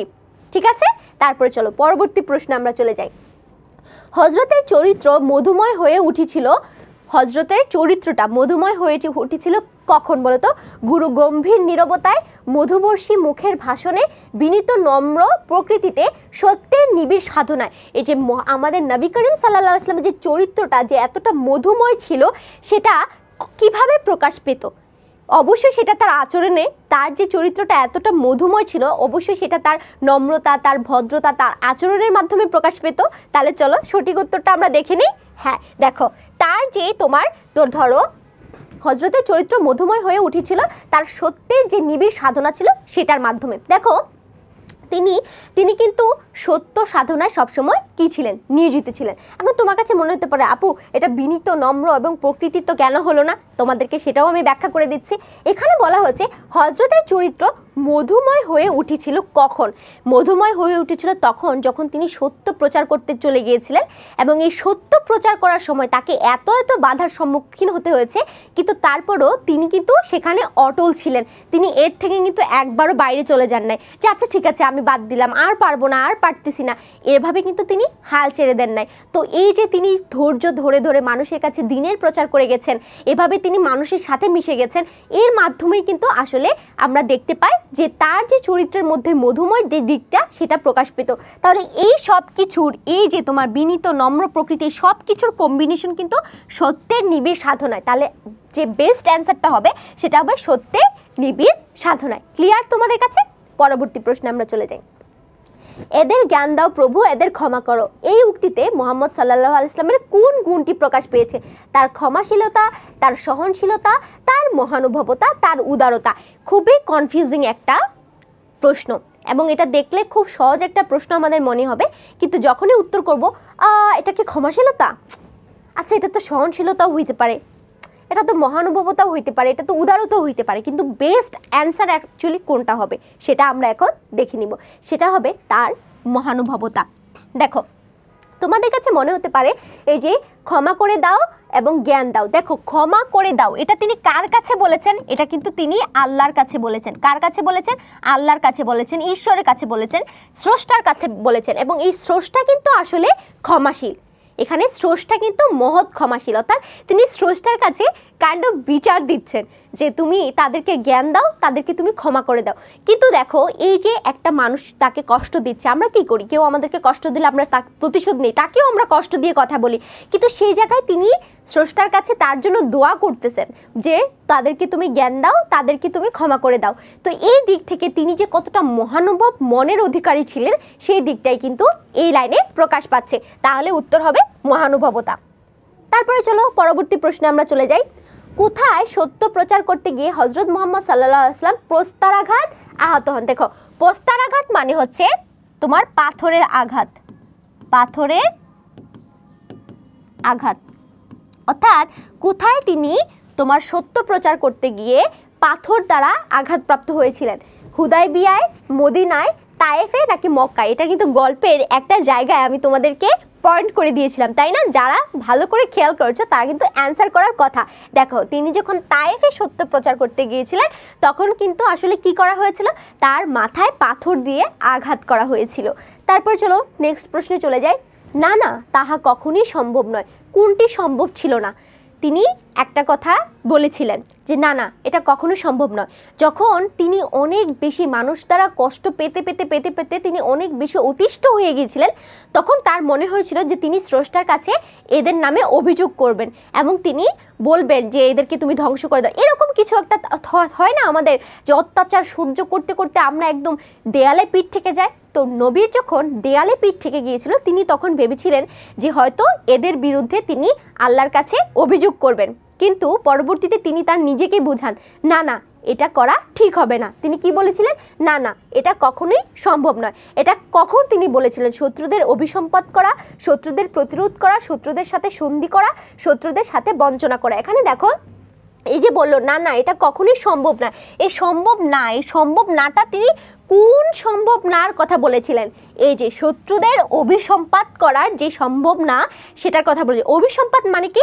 অভিসম্পাদ মানে হচ্ছে শত্রুদের আঘাত করা, শত্রুদের নিয়ে অভিযোগ করা, শত্রুদের সম্পর্কে হচ্ছে তোমার বিচার দেওয়া, এই ব্যাপারটাকেই বলা হচ্ছে অভিসম্পাদ করা। অর্থাৎ শত্রুদের নিয়ে অভিসম্পাদ করা তার সম্ভব না, সেই কথাটাই তিনি এই লাইনটা দ্বারা বোঝাতে চেয়েছিলেন। তাহলে চলো সঠিক উত্তর আমরা দেখে নিই, শত্রুদের অভিসম্পাদ করা। নেক্সট প্রশ্ন দেখো, এই অধ্যায় থেকে কিন্তু অনেকগুলো প্রশ্ন এসছে। যত বেশি প্রশ্ন সলভ করবা তত কিন্তু তোমার কি বোঝার ক্ষমতাটা আরও বেশি বাড়তে থাকবে। তাহলে এখানে এই অধ্যায় থেকে প্রচুর প্রশ্ন এসছে, আমাদের প্রচুর প্রশ্ন সলভ করতে হবে এবং আশা করছি এই অধ্যায় শেষ করার পর তোমাদের এই অধ্যায় নিয়ে আর কোনো টেনশন থাকবে না। চলো, মুহাম্মদ সাল্লাল্লাহু আলাইহি ওয়াসাল্লামের প্রবন্ধে বর্ণিত কোন ঘটনা মহানবীর রাজনৈতিক দূরদর্শিতার পরিচায়ক? আমি বলেছিলাম যে একটা সন্ধি তিনি করেছিলেন যেটার দ্বারা আসলে তিনি যে রাজনৈতিক দিক থেকেও অনেক দূরদর্শী ছিলেন সেই দিকটা কিন্তু আমরা দেখতে পেয়েছিলাম। সেটা কি বলতো? হিজরত করা, মক্কা বিজয় করা, হুদাইবিয়ার সন্ধি নাকি অন্ধ ব্যক্তির প্রতি আচরণ? কারেক্ট, তোমরা যেটা ধরেছো সেটাই অ্যান্সার। সেটা হবে হুদাইবিয়ার যে সন্ধিটা হয়েছিল সেই সন্ধির মাধ্যমে আসলে তার রাজনৈতিক যে দূরদর্শিতার সেটার প্রকাশ পেয়েছিল। তাহলে কারেক্ট অ্যান্সার হবে হুদাইবিয়ার সন্ধি। নেক্সট চলে যাই আমরা। মানুষ মোহাম্মদ সাল্লাল্লাহু আলাইহি ওয়াসাল্লাম প্রবন্ধে উল্লেখিত কোন যুদ্ধে হযরতের পরাজয়ের মিথ্যা গুজব ছড়িয়েছিল? বলো তো। এটাও কিন্তু আমি তোমাদের বলেছিলাম গল্পের মাঝখানে। সেটা কি বদরের যুদ্ধে, উহুদ যুদ্ধে, আহজাব যুদ্ধে নাকি খয়বর যুদ্ধে? কারেক্ট, যারা যারা ধরে ফেলছো তাদের উত্তর কিন্তু কারেক্ট হয়ে গেছে। সেটা ছিল তোমার খয়বরের যুদ্ধে। কিসের যুদ্ধে? খয়বরের যুদ্ধে। এই খয়বরের যুদ্ধে কিন্তু আমরা দেখি যে নবী করিম সাল্লাল্লাহু আলাইহি ওয়াসাল্লামকে ওরা পরাজিত করে ফেলছে, মেরে ফেলছে, এই হয়েছে সেই হয়েছে নামে অনেক দুর্নাম কিন্তু তারা মিথ্যা খবর ছড়িয়েছিল। তারপরে চলো নেক্সট প্রশ্নে আমরা চলে যাই। আমি রাজা নই, আমি সম্রাট নই সাল্লাল্লাহু আলাইহি সাল্লাম প্রবন্ধের এই উক্তিতে কি মানুষের প্রভু নই মানুষ মোহাম্মদ প্রকাশ পেয়েছে? আচ্ছা, বলা হচ্ছে আমি রাজা নই, আমি সম্রাট নই, এই উক্তিটি দ্বারা আসলে কি প্রকাশ পেয়েছে? সত্য প্রচারের নির্ভীকতা, মানুষের প্রতি ভালোবাসা, সাধারণ যাপিত জীবন, শত্রুর প্রতি ক্ষমা প্রদর্শন। বলো তো, তোমরাই বলো, তোমরাই অ্যান্সার করো যে এটার উত্তরটা কি হবে। দেখো, তিনি যে আসলে সাধারণ জীবনযাপন করতেন এবং তিনি বলতেন দেখো আমি রাজা না, আমি বাদশা না, আমি কোনো মানুষের স্রষ্টাও না, আমি খুব সাধারণ একজন মানুষ। অর্থাৎ তিনি এখানে নিজেকে খুব সাধারণভাবে উপস্থাপন করেছেন এবং তার যে স্বাভাবিক জীবনযাত্রা ছিল সেটাও কিন্তু তিনি এই গল্পের মাধ্যমে ফুটিয়ে তুলেছেন। নেক্সট প্রশ্নে আমরা চলে যাই। মানুষ মোহাম্মদ সাল্লাল্লাহু আলাইহি সাল্লাম প্রবন্ধে সুমহান প্রতিশোধ বলতে কি বোঝানো হয়েছে?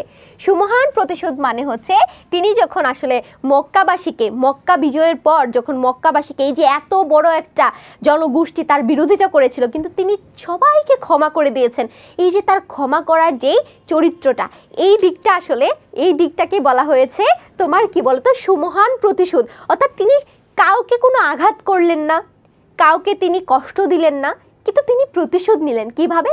ক্ষমা করে। এই জন্য তিনি হচ্ছে সুমহান প্রতিশোধের একটা যে বিশিষ্ট উদাহরণ হিসেবে রয়ে গেছেন। তো সেটা কিভাবে, যখন তিনি মক্কাবাসীকে আসলে মুক্ত করে দিয়েছিলেন, যখন তিনি মক্কাবাসীকে মুক্ত করে দিয়েছিলেন সেই সময়টাকে আসলে আমাদের লেখক বলা হয়েছে সুমহান প্রতিশোধ। নেক্সট প্রশ্নে চলে যাই। মানুষ মোহাম্মদ সাল্লাল্লাহু আলাইহি ওয়াসাল্লাম প্রবন্ধে উল্লেখিত সুমহান প্রতিশোধ কথাটি দ্বারা নবীজের কোন গুণটি প্রকাশ পেয়েছে? এখন বলো তার কোন গুণটি, তার অনুগ্রহ, তার সাধুতা, তার মহত্ব নাকি তার ত্যাগ? কি প্রকাশ পেয়েছে বলো তো? এই যে এত বড় একটা মহৎ কাজ করলো, তিনি চাইলেই তো এই সব মানুষকে তিনি মেরে ফেলতে পারতেন, কারণ তার কাছে এখন জনবল আছে, তার কাছে এখন শক্তি আছে, তিনি চাইলেই সেটা করতে পারতেন, কিন্তু তিনি করেননি, তিনি সবাইকে ক্ষমা করে দিয়েছেন। এই যে তার মহত্ব, এই মহত্বটা এই চরণ দ্বারা কিন্তু প্রকাশ পেয়েছে। এই যে সবাইকে সুমহান প্রতিশোধ নিলেন, সবাইকে ক্ষমা করে দিলেন, সেই ক্ষমা করার দিকটা কিন্তু তার মধ্যে মহত্বের একটা দিক উল্লেখ করে। নেক্সট চলে যাই। একটা লাইন দেওয়া আছে, সেখান থেকে আমরা প্রশ্নটার উত্তর করব। তোমার পতাকা যদি দিয়াছ প্রভু, হীন আমি, তুচ্ছ আমি, নির্বল আমি, তাহা বহন করিবার শক্তি আমায় দাও। এই উক্তিতে কি প্রকাশ পেয়েছে? হযরত মুহাম্মদ সাল্লাল্লাহু আলাইহি ওয়াসাল্লামের মনোভাবে কি প্রকাশ পেয়েছে? তিনি বলেছিলেন, তিনি এটা কাকে বলেছিলেন? এই কথাটা কিন্তু তিনি স্রষ্টাকে বলেছিলেন। কাকে বলেছিলেন? স্রষ্টা।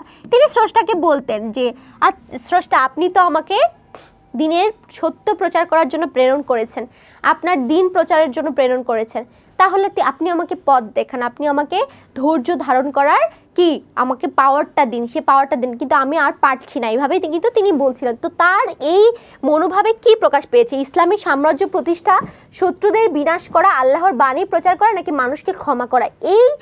এই তার এই কথাটার মাধ্যমে তিনি কিন্তু বলেছিলেন যে আল্লাহর বাণী প্রচার করার যে ব্যাপারটা। দেখো তিনি বলছেন, তোমার পতাকা যদি দিয়াছো প্রভু, অর্থাৎ তুমি তো তোমার দিন, তোমার বাণী প্রচার করার জন্য আমাকে প্রেরণ করেছো, তাহলে হীন আমি, তুচ্ছ আমি, নির্বল আমি, তাহা বহন করবার শক্তি আমার দাও। এই যে বহন করে নিয়ে যাওয়ার, কি নিয়ে যাওয়ার?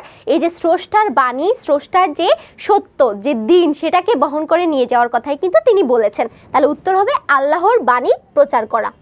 দেখো কোন যুদ্ধক্ষেত্রের নাম খন্দক ছিল? মনে আছে আমি যখন তোমাদেরকে গল্পটাকে হাইলাইট করে দিয়েছিলাম, সেখানে কিন্তু একটা যুদ্ধের পাশে খন্দক লেখা ছিল। সেটা কোন যুদ্ধ? খয়বর, উহুদ, বদর নাকি আজহাব? কারেক্ট, তোমরা যেটা বলেছো সেটাই। তাহলে অ্যান্সার কি হবে? অ্যান্সার কিন্তু হবে আহজাব। তোমরা অনেকে আবার খয়বর দিয়ে ফেলো, যে খন্দক থেকে খয়বর, না, এটা কিন্তু আহজাব। আহজাবের যে যুদ্ধটা, সেটার আরেকটা নাম ছিল খন্দক যুদ্ধ। ক্লিয়ার তোমাদের কাছে? নেক্সট আমরা চলে যাই।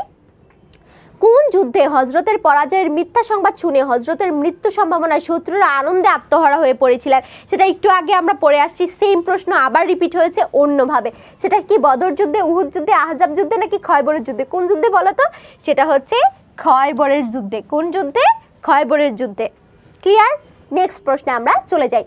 হযরত মুহাম্মদ সাল্লাল্লাহু আলাইহি ওয়াসাল্লামের ললাট, ললাট মানে কি? ললাট শব্দের অর্থ হচ্ছে কপাল। কপাল কিছুটা কুঞ্চিত হলো কেন বলো তো? কখন তার কপাল কিছুটা কুঞ্চিত হয়ে গেল? বক্তৃতায় বাধা পাওয়ার কারণে, শত্রুর পস্তারাঘাতে, কাফিররা গালিগালাজ করেছিল তাই, নাকি শারীরিক অসুস্থতার কারণে? আমরা দেখেছিলাম একজন অন্ধ লোক যখন তাকে তার কথার মাঝখানে থামিয়ে দিয়েছিল, তখন তার কপাল কিছুটা কুঞ্চিত, অর্থাৎ এরকম খানিকটা এরকম হয়ে গিয়েছিল। তো এই যে এরকমটা হয়ে গেল, সেটা কখন? যখন তিনি বক্তৃতায় বাধা পেয়েছিলেন। কি হয়েছিলেন? যখন তিনি বক্তৃতায় বাধা পেয়েছিলেন। নেক্সট প্রশ্নে আমরা চলে যাই।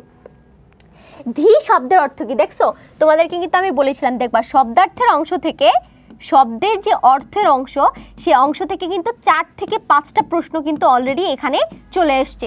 তো দেখবা এই ধী শব্দের অর্থ কিন্তু তোমার পাঠ্য বইয়ে অলরেডি দেওয়া আছে।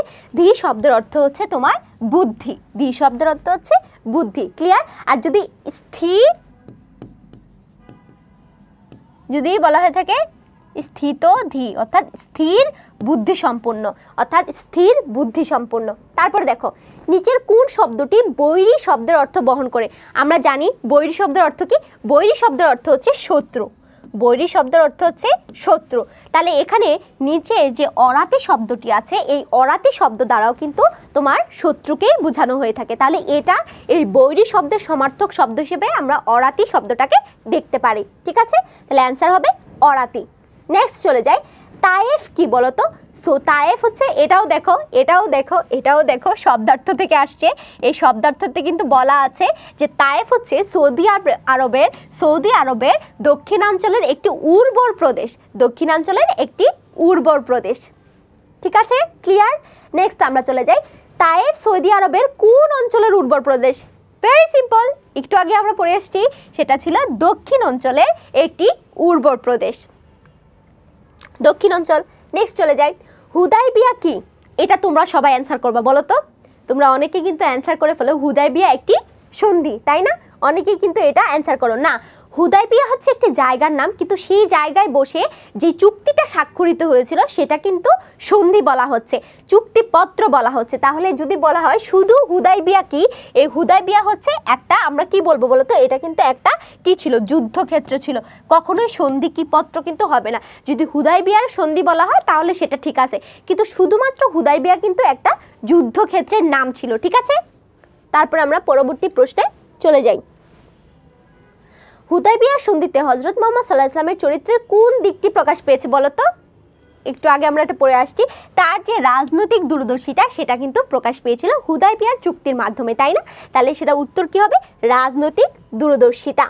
তারপর দেখো, হিজরত শব্দের অর্থ কি? আবার শব্দার্থ থেকে আরেকটা প্রশ্ন কিন্তু চলে আসছে। হিজরত শব্দের অর্থ হচ্ছে ত্যাগ করা বা হচ্ছে অন্য কোনো জায়গায় ভ্রমণ করা। তাহলে পলায়ন করা, পরিত্যাগ করা, পরিবর্তন করা, শুভ সূচনা করা। তাহলে আমরা কি বলবো? পরিত্যাগ করা, ত্যাগ করা বা ভ্রমণ করা, একে বলা হচ্ছে হিজরত। আমাদের মহানবী সাল্লাল্লাহু আলাইহি ওয়াসাল্লাম অর্থাৎ নবী করিম মুহাম্মদ সাল্লাল্লাহু আলাইহি ওয়াসাল্লাম যখন তোমার মক্কা থেকে মদিনায় চলে গিয়েছিলেন সেটাকে কিন্তু হিজরত বলা হচ্ছে, ঠিক আছে? নেক্সট, কার স্মৃতি রক্ষার্থে হজব্রতীরা সাফা মারোয়া দৌড়ে থাকেন? এটাও কিন্তু আমাদের শব্দার্থের অংশ থেকে আসা একটি প্রশ্ন। দেখছো কতগুলো আসছে, তার মানে বুঝতেই পারতেছো যে শব্দার্থের অংশটা তোমাদেরকে অনেক ভালো করে মুখস্থ করে ফেলতে হবে। তো এই যে সাফা এবং মারোয়া, এটা কিন্তু দুইটা পাহাড়, এটা কি? দুইটা পাহাড়। এই দুইটা পাহাড়ে কিন্তু যারা হজ করতে যায় তারা কিন্তু এই দুইটা পাহাড়ে কিন্তু তারা ঘোরে, পাহাড়টাকে কেন কিন্তু করে, কিন্তু তারা ঘোরে। তো এই দৌড়ায় আর কি। তো এটা কেন দৌড়ায় বলো তো? এটা কাকে স্মরণ করে দৌড়ায়? হজরত ইসমাইল আলাইহিস সালামকে, হজরত ইব্রাহিম আলাইহিস সালামকে, হজরত বিবি হাজেরা রাদিয়াল্লাহু তাআলা আনহাকে, নাকি হজরত আয়েশা রাদিয়াল্লাহু তাআলা আনহাকে? কাকে স্মরণ করে আসলে এই দৌড়ানোটা তারা করে থাকে বলো তো? এটা হবে হজরত বিবি হাজেরা রাদিয়াল্লাহু তাআলা আনহুকে স্মরণ করে। এটার পিছনে কিন্তু একটা স্টোরি আছে, যারা ইসলাম ধর্মাবলম্বী আছে তারা হয়তো জানো, বাট আমাদের এটা দরকার নেই, আমাদের এই পাঠ্যের জন্য এতটুকু জানলেই আমাদের চলবে। তারপর দেখো, সাফা এবং মারোয়া কি? একটু আগেই তোমাদেরকে বলছি, ভুলেও কিন্তু বলবা না সাফা এবং মারোয়া মানুষের নাম। যুদ্ধক্ষেত্র, পাহাড়, সন্ধিক্ষেত্র নাকি সীমান্ত এলাকা? সাফা এবং মারোয়া কিন্তু ছিল দুটি পাহাড়। কি ছিল? দুটি ছোট ছোট পাহাড়। দুটি ছোট ছোট পাহাড়ের নাম কিন্তু ছিল সাফা এবং মারোয়া। হযরত মুহাম্মদ সাল্লাল্লাহু আলাইহি ওয়াসাল্লাম কি হিসেবে তার জীবন রূপায়িত করেছিলেন? তিনি কেমন জীবন যাপন করতেন? প্রেম ও দয়ার মূর্ত প্রতীক হিসেবে, মানুষের অনুকরণীয় হিসেবে, ক্ষমার মূর্ত প্রতীক হিসেবে, নাকি নেতিবাচক ভাবনার দিক থেকে? তোমাদেরকে একটা লাইনে, এটা কিন্তু দেখো এই প্রশ্নটা কিন্তু এসছে আমাদের পাঠ পরিচিতি থেকে। কোত্থেকে? আমাদের পাঠ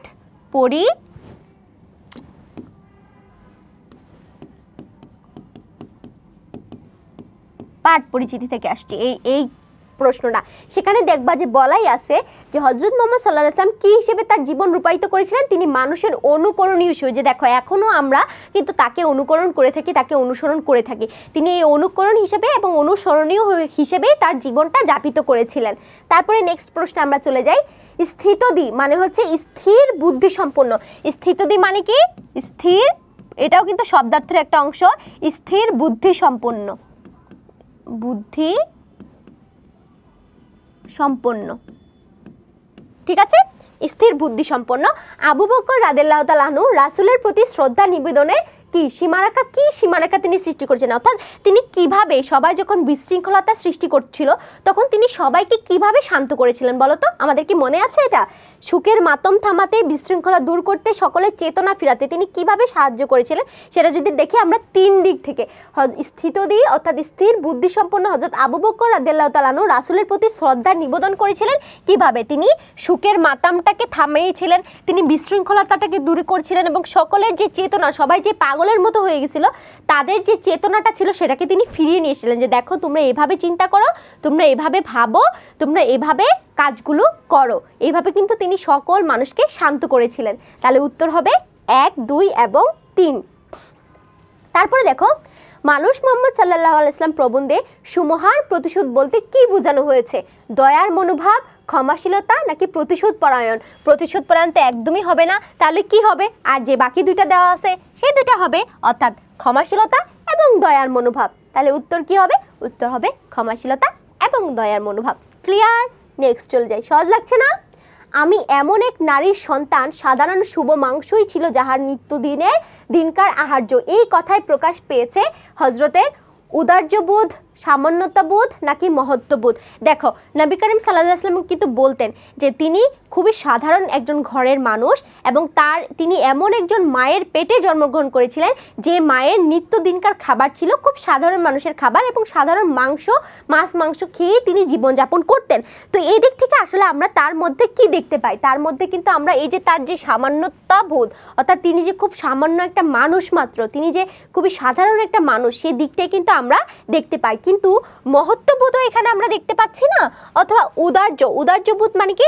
উদার্যবোধ মানে হচ্ছে তোমার উদার মন মানসিকতা, যেটাকে আর কি, এখানে কিন্তু আমরা এরকম কিছু দেখতে পাচ্ছি না। আমরা দেখতে পাচ্ছি যে এখানে নবী তার সহজ সরল জীবনযাপনের কথা উল্লেখ করতে গিয়ে উদ্দীপকের লাইনটি বলেছিলেন। তাহলে অ্যান্সার কি হবে? শুধু অ্যান্সার হবে কিন্তু তোমার 2। বুঝতে পারছো বহুপদীর প্রশ্নগুলো আমরা কিভাবে অ্যান্সার করব? এভাবে কিন্তু রিলেট করে করে আমাদেরকে অ্যান্সার করতে হবে। উল্টাপাল্টা জাস্ট প্রশ্ন দেখেই অ্যান্সার করে দেওয়া যাবে না। এই যে দেখো 2 নাম্বার শুধু অ্যান্সার। তারপরে দেখো, যে মোড়ে দিয়েছে বিষে ভরা বান, আমি দেই তারে বুক ভরা গান, কাটা পেয়ে তারে ফুল করি দান, সারাটি জনমবর। দেখো এখানে একটা উদ্দীপক দেওয়া হয়েছে এবং এই উদ্দীপক থেকে নিচের প্রশ্নগুলো সলভ করতে বলা হয়েছে। উদ্দীপকে কি বলা হয়েছে? দেখো, উদ্দীপকে বলা হয়েছে যে মোড়ে দিয়েছে বিষে ভরা বান, অর্থাৎ যে আমাকে বান মানে হচ্ছে তীর, বান মানে হচ্ছে তীর, বলতেছে যে আমাকে বিষ মিশ্রিত তীর দিয়ে আমার বুকের মধ্যে কি ক্ষত বিক্ষত করে দিয়েছে, আমি তাকে আসলে বুক ভরা গান উপহার দিই। আমি তাকে কোনো আঘাত করি না, তাকে আমি বুক ভরা গান দেই। কাটা পেয়ে তারে ফুল করি দান, সারাটি জনমবর। যে আমার রাস্তায় কাটা দিয়ে গেছে তার বিনিময়ে আমি সেই ফুল তাকে দান করে দিয়ে যাই। ঠিক আছে? তো এটা যদিও আমরা সচরাচর সাধারণ মানুষজন দেখতে পাই না এরকম মানুষ। তো এই যে গুণটা, এই গুণটা কিসের সাথে উল্লেখ আছে?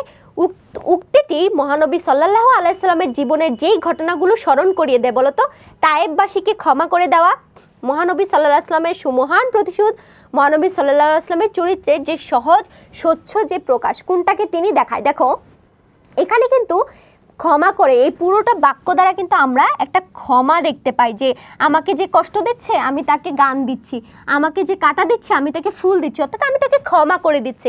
অর্থাৎ আমাদের নবীও যে তায়েববাসীকে ক্ষমা করে দিয়েছিলেন সেই দিকটার সাথে মিল আছে এবং তার যে সুমহান প্রতিশোধ, অর্থাৎ তিনি যে মক্কাবাসীকে ক্ষমা করে দিয়েছিলেন সেটারও মিল আছে। কিন্তু তার চরিত্রের সহজ স্বচ্ছ প্রকাশ, এটা কিন্তু এখানে আসলে তেমনভাবে উদ্দীপকের সাথে কিন্তু এখানে আমরা মিল দেখতে পাচ্ছি না। তাহলে উত্তর হবে আমাদের 1 এবং 2। ঠিক আছে?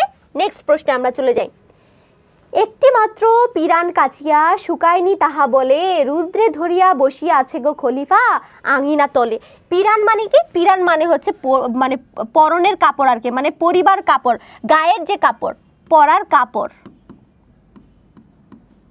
তো দেখো একটা মাত্র পরার কাপড়, যার কারণে এটা ধুয়ে নতুন তো কিছু পরার আর সুযোগ নেই, তো এটা ধুয়ে হচ্ছে খলিফা দাঁড়ায় আছে, এমন একজন খলিফা। খলিফা মানে কি? এমন একজন শাসক যার মানে হচ্ছে অন্য কোনো এক্সট্রা জামা কাপড় নেই, সে হচ্ছে কি করলো, নিজের জামাটা ধুয়ে এটা নিয়েই দাঁড়ায় আছে, এটা যতক্ষণ না শুকাবে এটা তিনি পরতে পারবেন। অর্থাৎ তার দারিদ্রতা, তার মানে সে যে কতটা সাধারণ জীবনযাপন করতো সেই দিকটা কিন্তু আমরা এই উদ্দীপকের লাইনগুলো দ্বারা বুঝতে পারি। এখন দেখো প্রশ্নে কি বলা হয়েছে, উদ্দীপকে মানুষ মোহাম্মদ সাল্লাল্লাহু আলাইহি সাল্লাম প্রবন্ধে মহানবী সাল্লাল্লাহু আলাইহি সাল্লামের চরিত্রের প্রতিফলিত দিকটি কি? দরিদ্রতা, আড়ম্বরহীনতা, মানবিকতা নাকি নৈতিকতা? এখানে কিন্তু আমরা শুরুতেই আমি তোমাদেরকে বলেই দিছি, মহানবীর যে দরিদ্রতা, সেই দরিদ্রতাই কিন্তু উদ্দীপকের দুটি লাইনের সাথে মিলে যাচ্ছে, তাই না? তারপরে ধরো নেক্সট প্রশ্নে আমরা চলে যাই। তুমি আঘাত করলেও আমি বলি তোমায় বন্ধু ভাই, তোমার সুখ কেমনে হবে সে পথ খুঁজি সর্বদাই। অর্থাৎ তুমি যদি আমাকে আঘাত করো তারপর আমি তোমাকে বন্ধু বলি, ঠিক আছে? তারপরে তোমার সুখ কিভাবে হবে সেই জন্য আমি কিন্তু পথ খুঁজতে থাকি। তো এই লাইনটা দ্বারা, এই অনুচ্ছেদের চরণ দ্বারা কোন রচনার বিষয়বস্তুকে নির্দেশ করে বলো তো? এই যে ক্ষমাশীলতার পরকে আপন করে নেওয়ার যে মনোভাব, এটা তোমার পাঠ্য বইয়ের কোন গল্পের সাথে মিল আছে? ভেরি গুড, সেটা হচ্ছে মানুষ মুহাম্মদ সাল্লাল্লাহু আলাইহি ওয়াসাল্লাম যে গল্পটি আছে সেটার সাথে মিল আছে, তাই না? তারপরে দেখো নেক্সট প্রশ্নে আমরা চলে যাই। তুমি আঘাত করিল, আচ্ছা উক্ত রচনার যে বিষয়বস্তুটিতে সেটাতে কি প্রকাশ পেয়েছে, অর্থাৎ তোমার পাঠ্য বইয়ের সাথে এই যে উদ্দীপকের যে 2 লাইন, এই 2 লাইনের কোন দিক থেকে মিল আছে? মহানুভবতা, পরোপকারিতা নাকি ক্ষমাশীলতা? বলো তো কোন দিক থেকে মিল আছে?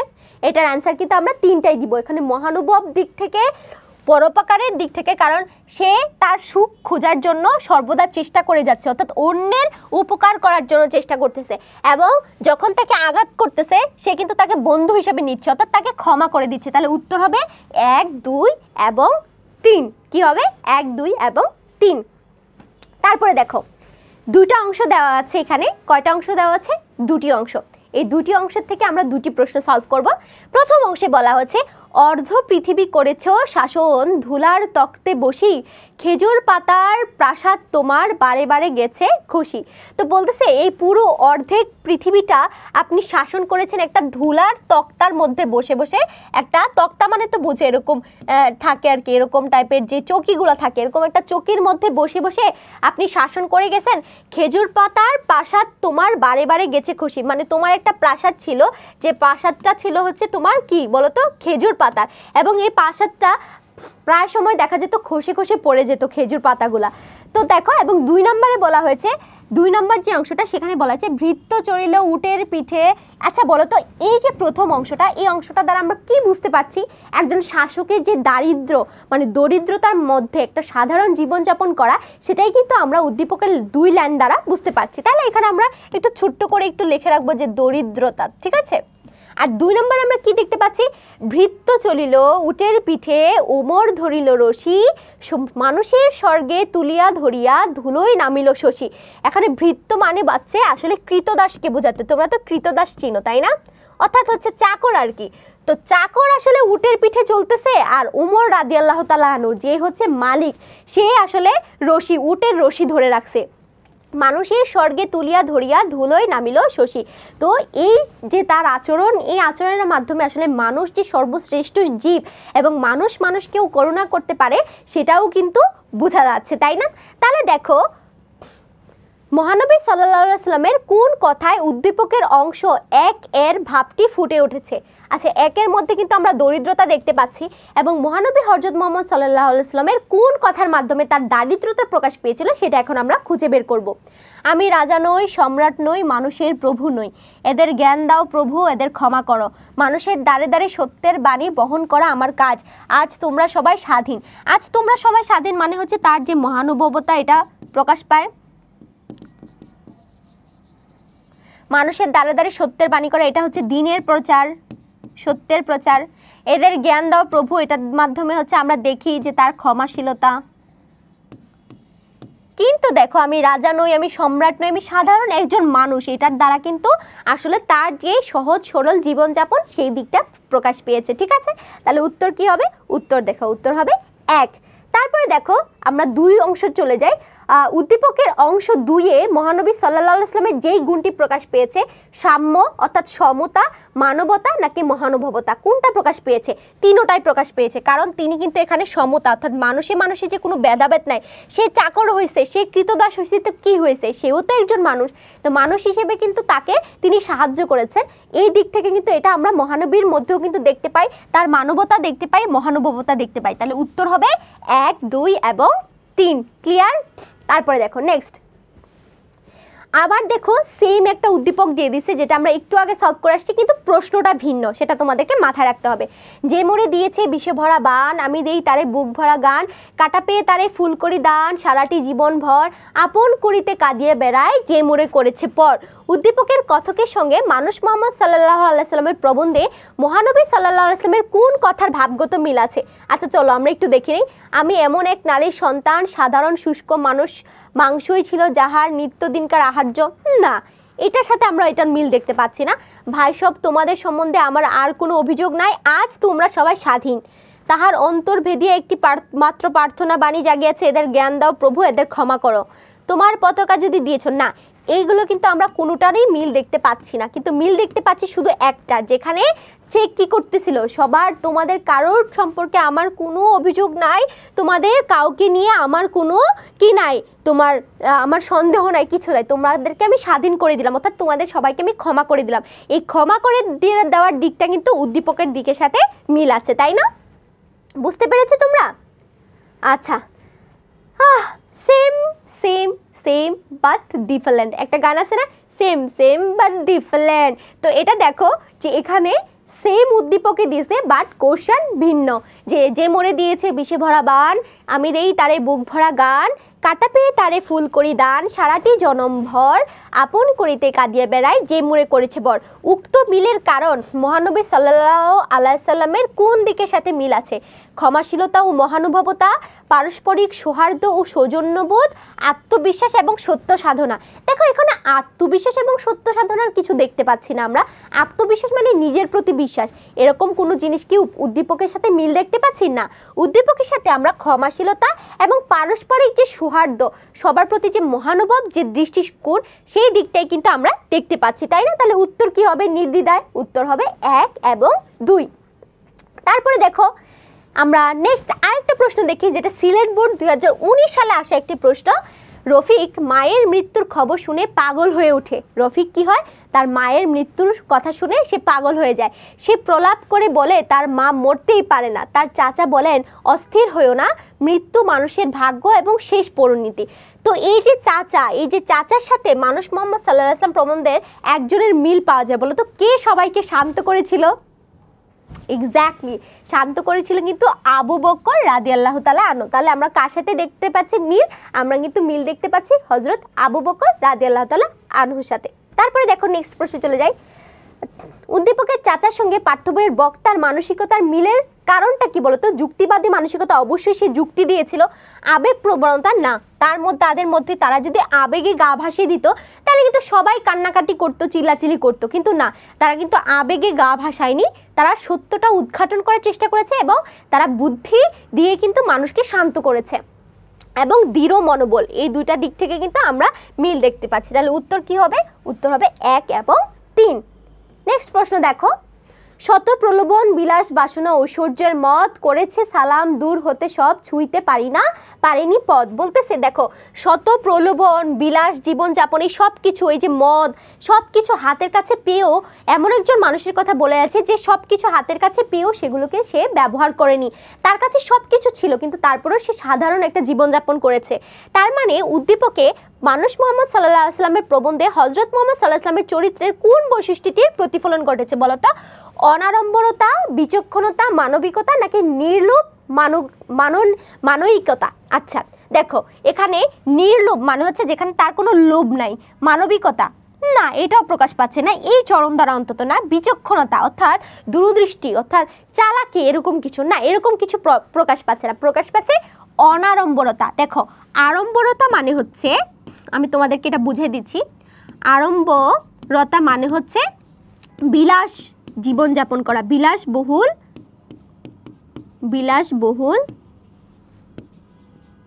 জীবন যাপন করা। তাহলে যদি বলে অনাড়ম্বরতা তাহলে কি হবে? এটার বিপরীত হবে, অর্থাৎ দারিদ্রতা। অড়ম্বরতা মানে হচ্ছে এখানে দারিদ্রতাকে বোঝাচ্ছে। কি বোঝাচ্ছে? দারিদ্রতাকে। তাহলে তোমরা বুঝতেই পারছো অ্যান্সারটা কি হবে। তাহলে উত্তর হবে অনাড়ম্বরতা। ওকে, নেক্সট প্রশ্নে চলে যাই। উক্ত বৈশিষ্ট্যের কারণে হযরত মুহাম্মদ সাল্লাল্লাহু আলাইহি ওয়াসাল্লাম স্বেচ্ছায় দারিদ্র্যের কণ্টক মুকুট মাথায় পড়লেন, পাপী মানুষকে অভিশাপ দেবার চিন্তাও করেননি, নিঃস্ব কাঙ্গালের বেশে মৃত্যুর দেশে চলে গেলেন। বলো তো অ্যান্সার কি হবে? অবশ্যই অ্যান্সার হবে 1 এবং 3, কারণ তিনি স্বেচ্ছায় দারিদ্রতার মুকুট মাথায় পরে নিয়েছিলেন এবং কাঙ্গালের মতো অর্থাৎ দারিদ্রতার বেশে তিনি কিন্তু মৃত্যুবরণ করেছিলেন। তাহলে উত্তর হবে 1 এবং 3। পাপী মানুষকে অভিশাপ দেবার চিন্তাও করেননি, এটার সাথে অন্তত উদ্দীপকের লাইনগুলোর কোনো মিল নাই। ঠিক আছে, বুঝতে পেরেছো? তাহলে অ্যান্সার কি হবে? 1 এবং 3। নেক্সট প্রশ্নে আমরা চলে যাই।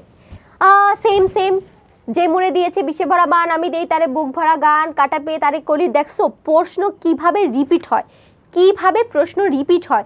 যদি তোমরা বোর্ড কোশ্চেনগুলো সলভ করো, তাইলে এই অধ্যায়ের জন্য এনাফ, এক্সট্রা করে আর কিচ্ছু পড়তে হবে না, আমি তোমাদেরকে গ্যারান্টি দিয়ে দিচ্ছি। উদ্দীপক কি? মহানবী সাল্লাল্লাহু আলাইহি ওয়াসাল্লামের কোন আচরণের সঙ্গে সঙ্গতিপূর্ণ, অর্থাৎ কোন আচরণের সাথে মিল আছে? হুদায়বিয়ার সন্ধির সাথে, মক্কাবাসীদের ক্ষমার দিক থেকে, মদিনাবাসীদের ক্ষমার দিক থেকে, ইহুদিদের ক্ষমার দিক থেকে। আমরা কিন্তু এখানে দেখতে পাচ্ছি যে তিনি যে মক্কাবাসীদেরকে ক্ষমা করে দিয়েছিলেন, এই তার ক্ষমাশীলতার সাথে কিন্তু উদ্দীপকের এই লাইন, এই যে ক্ষমাশীলতা, এখানে যে তাকে কষ্ট দিচ্ছে বা সে তাকে ক্ষমা করে দিচ্ছে, এই দিকটার একটা মিল আছে। তারপরে দেখো আমরা নেক্সট চলে যাই, আমাদের অনেক প্রশ্ন অ্যান্ড দ্য লাস্ট কোশ্চেন। এবং তোমরা দেখো পুরো আমরা পড়তে পড়তে আমাদের কিন্তু একদম শেষ পর্যায়ে চলে আসছি, এবং আমাদের সর্বশেষ প্রশ্ন, সেই প্রশ্নটা হচ্ছে যে কোন উক্তিতে এই আচরণের দিকটি ফুটে উঠেছে? আমি রাজা নই, সম্রাট নই, আমরা সবাই স্বাধীন, সবাই মুক্ত, এদের জ্ঞান দাও প্রভু, এদের জ্ঞান দাও প্রভু, এদের ক্ষমা করো, তোমরা তোমার পতাকা যদি দিয়েছো। দেখো এখানে কিন্তু আমরা দেখি যে কে, যাকে হচ্ছে তোমার কি বিষে ভরা বান দিচ্ছে, সে তাদেরকে বুক ভরা গান দিচ্ছে, যাকে কাটা দিচ্ছে সে তাদেরকে বিনিময়ে ফুল দিচ্ছে, অর্থাৎ এখানে তার ক্ষমাশীলতার দিকটিকে বোঝানো হচ্ছে, তাই না? ক্ষমাশীলতার দিকটিকে বোঝানো হচ্ছে, যেটা এই লাইনের মাধ্যমে প্রকাশ পাচ্ছে যে আমাদের নবী করিম সাল্লাল্লাহু আলাইহি ওয়াসাল্লাম কিন্তু কাউকে অভিশাপ দিতেন না, কারোর বিরুদ্ধে স্রষ্টার কাছে অভিযোগ করতেন না, তিনি শুধু তাদের জন্য দোয়া করতেন যে হে প্রভু তুমি তাদেরকে কি দাও, তাদের মাথায় জ্ঞান দাও, তাদেরকে ক্ষমা করে দাও। তো এটা আমরা করব, কেউ যদি আমাদেরকে কষ্ট দেয় তার বিনিময়ে তার জন্য আমরা স্রষ্টার কাছে দোয়া করে দিব যে তাকে তুমি জ্ঞান দাও, তাকে তুমি ক্ষমা করে দাও। ঠিক আছে? তো এই ছিল মোটামুটি আজকের এই টপিকের তোমার ও আচ্ছা ঠিক আছে, নেক্সট প্রশ্ন আমরা চলে যাই। নেক্সট প্রশ্ন শেষ সব কিছু মিলিয়ে। তো আশা করছি তোমাদের সবার এই ক্লাসটা ভালো লেগেছে এবং তোমরা সবাই আনন্দের সহিত করেছো। তো দেখতে দেখতে কিন্তু আমরা পুরো ক্লাসের শেষ পর্যায়ে চলে আসছি, অ্যান্ড আমাদের পুরো লাস্ট কোশ্চেনে আমরা চলে আসছি, সেটা হচ্ছে কোন উক্তিতে এই আচরণের দিকটি ফুটে উঠেছে। তো কোন উক্তি দ্বারা আমরা কিন্তু উদ্দীপকের দেখতে পাচ্ছি যে তাকে কি দিচ্ছে, বিষে ভরা বান দিচ্ছে, সে তাকে ক্ষমা করে দিচ্ছে, যে তাকে কাটা দিচ্ছে বিনিময়ে তাকে ফুল দিচ্ছে। তো এই সব কিছুর মাধ্যমে কিন্তু আমরা নবী করিম সাল্লাল্লাহু আলাইহি সাল্লামের অর্থাৎ মহানবীর একটা গুণের সাথে আমরা কিন্তু সেই দিকটা মিলাতে পারি। সেটা কি, যে মক্কাবাসীকে কিন্তু সে কী করে দিয়েছিল, সবাইকে যে তাকে এত কষ্ট দিয়েছিল, এত দুঃখ দিয়েছিল, কিন্তু তার বিনিময়ে কিন্তু তিনি সবাইকে ক্ষমা করে দিয়েছিলেন। তো এই যে ক্ষমা করার বিনিময়ে তিনি কী বলছিলেন, তোমরা সবাই আজকে থেকে স্বাধীন, সবাই আজকে থেকে মুক্ত। এই উক্তিটার সাথে কিন্তু তাহলে আমাদের পাঠ্য বইয়ের এই উক্তির সাথে উদ্দীপকের একটা মিল কিন্তু আমরা দেখতে পাচ্ছি। And guys thank you so much, তোমরা একদম লাস্ট অবধি ছিলা, এবং আশা করছি এই টপিক নিয়ে তোমাদের আর কোনো ধরনের কোনো প্রবলেম থাকবে না। নেক্সট ক্লাসে তোমাদের সাথে আবারও দেখা হবে, সবাই মনোযোগ দিয়ে ক্লাসটা করে নিবা, এটা খুব ইম্পর্টেন্ট একটা টপিক। সবাই ভালো থাকো, সুস্থ থাকো, আল্লাহ হাফেজ, টাটা।